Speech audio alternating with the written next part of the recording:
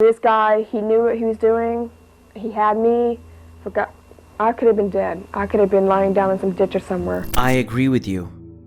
This is the most unlikely case that has been brought up on our channel for a good reason too. Most times when serial killers kidnap people, it usually ends with the death of the kidnapped victim, hence the title, serial killer. However, this case turned out a lot different than the usual.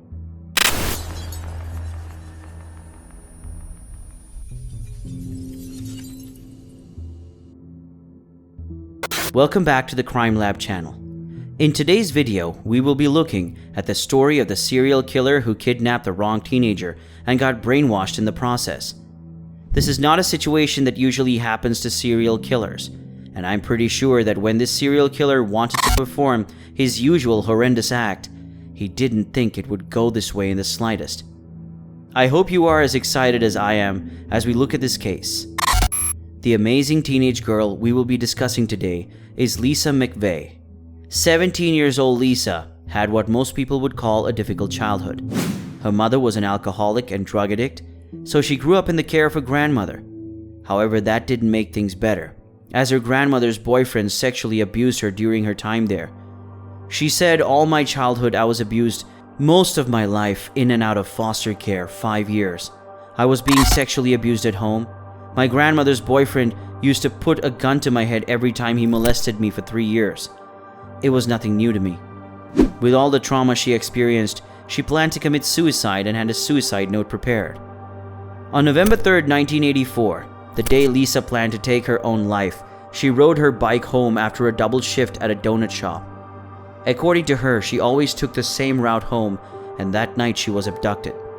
Lisa was violently yanked off her bike. She said, "I could feel the cold steel of a gun on my left temple." Screaming, "Oh my God, why me? What's happening? And the next thing I said, "Shut up, I'll kill you right here now." A man dragged me across the street. I couldn't see his face, but he got me to his car. He threw me in the driver's side.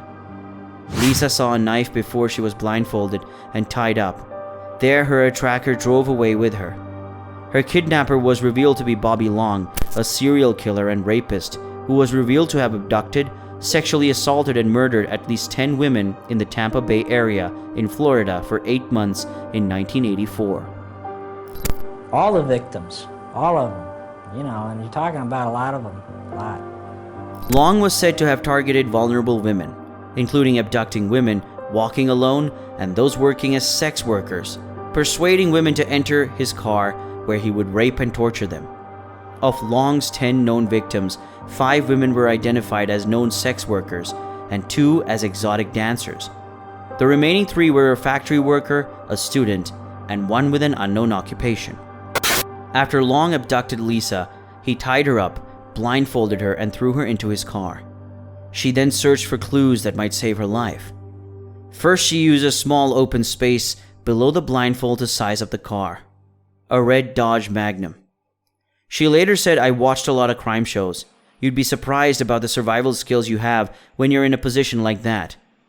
While Long drove to his apartment, Lisa tracked the minutes passing and noted that they were driving north. She also counted every step as Long took her inside his apartment in Tampa.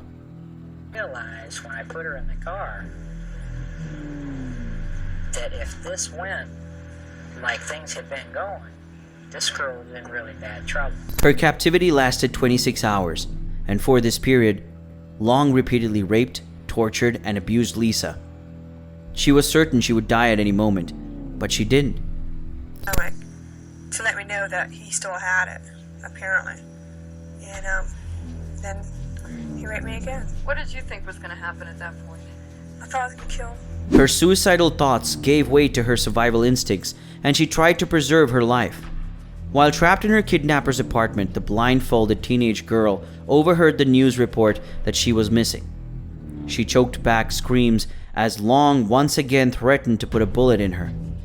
She then thought about her family and siblings and realized she had to get out of her current situation no matter what, and motivated herself to fight. At that point, she convinced Long to let her go to the bathroom, where she put her fingerprints everywhere she possibly could. When she returned, she tried to sympathize with him and learn more about his story while showing him she respected him. When he revealed he had a bad experience with a girlfriend, she tried to earn his trust and offered to be his new girlfriend. Before he promised it would be over in a little while, she recalled him saying, "No, no, no, no, I can't keep you." Lisa also told Long that she was an only child and needed to care for her sick father. She said her experience of child sexual abuse helped her talk Long out of killing her. All of these stories were just to humanize herself to Long. Lisa also got glimpses of her abductor through her blindfolds while he was asleep and was able to provide the police with details of his appearance and apartment. She later said, "At one time, he placed my hands on his face. There were pockmarks, a small mustache, small ears, short hair, clean cut, kind of stout but not overweight, a big guy." By around 3:30 a.m., Long took Lisa back to his car, blindfolded her, and drove her around. Long drove Lisa to an ATM and a gas station. As they drove, she noted everything she could about her location, from the car's sounds to the hotel's lights.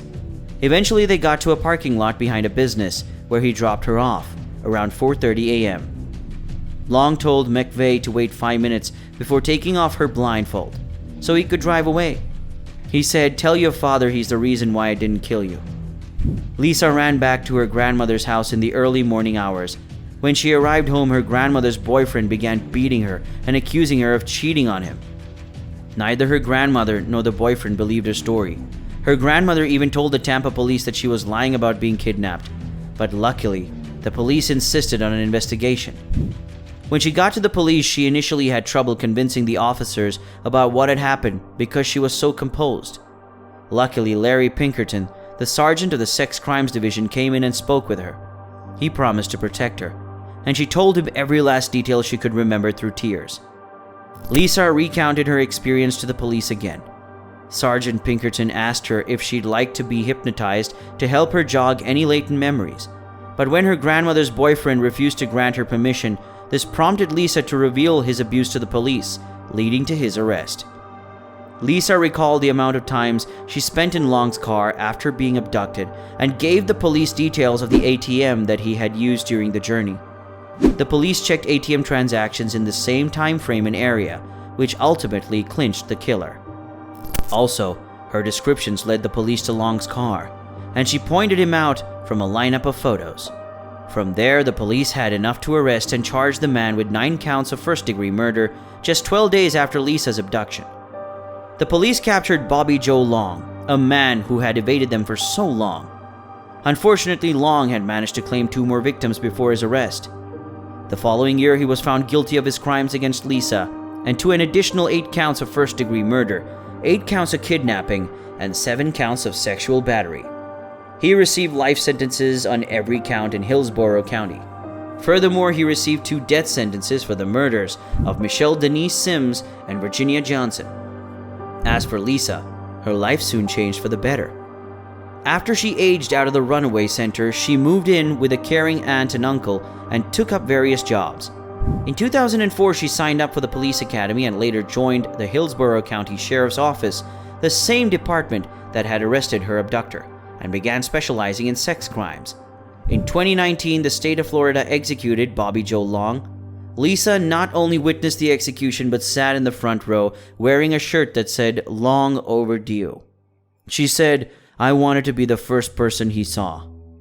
Her amazing experience has been dramatized in a Netflix show titled Believe Me, The Abduction of Lisa McVey. This Netflix show is a largely faithful retelling of her harrowing story, and it became the most watched program on Netflix about a week after its release. Thank you for watching this video. Hit us up in the comments section and give us a thumbs up if you liked the video. Also, don't forget to subscribe to the channel for more such awesome videos.